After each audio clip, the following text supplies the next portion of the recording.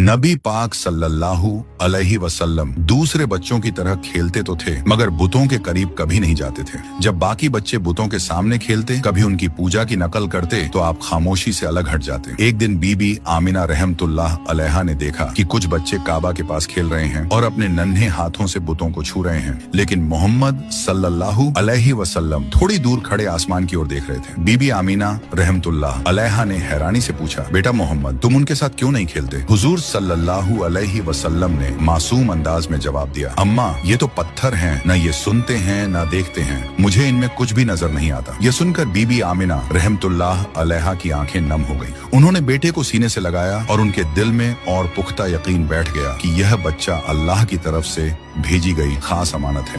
जब नबी पाक सल्लल्लाहु अलैहि वसल्लम 6 साल के हुए तो बीबी आमिना रहमतुल्लाह अलैहा ने फैसला किया कि वह बेटे को लेकर मदीना जाए। वहाँ उनके रिश्तेदार रहते थे और वह चाहती थीं कि हजरत मोहम्मद सल्लल्लाहु अलैहि वसल्लम अपने वालिद की कब्र की ज़ियारत भी कर लें, जो मदीना में ही थी। सफर आसान नहीं था, रेगिस्तान की तपती हवा, ऊंटों की सवारी और लंबी दूरी, मगर मोहम्मद सल्लल्लाहु अलैहि वसल्लम की आंखों में अजीब सा सब्र और हौसला झलक रहा था। वे मदीना में तकरीबन 1 महीने ठहरे। रिश्तेदारों से मुलाकात हुई। जब कब्र अब्दुल्लाह पर पहुंचे तो बीबी आमिना रहमतुल्लाह अलैहा ने कहा, बेटा, यही तुम्हारे वालिद की कब्र है, वह तुमसे बहुत मोहब्बत करते हैं। हुजूर सल्लल्लाहु अलैहि वसल्लम खामोशी से कब्र के पास खड़े रहे। मासूम आंखों से आंसू बहते रहे मगर जुबान से कोई लफ्ज न निकला। मदीना से वापसी पर काफिला अब्वा नाम की जगह पहुंचा। वहीं अचानक बीबी आमिना रहमतुल्लाह अलैहा बीमार पड़ गईं। बीमारी इतनी बढ़ गई कि चलना फिरना भी मुश्किल हो गया। उन्होंने अपने बेटे को सीने से लगाकर कांपती आवाज में कहा, बेटा मोहम्मद, शायद अब मैं तुम्हारे साथ न रह सकूं, मगर याद रखना, तुम कभी अकेले नहीं होगे। अल्लाह तुम्हारे साथ है। तुम्हें वो जिम्मेदारी मिलेगी जो दुनिया में किसी और को नहीं मिली।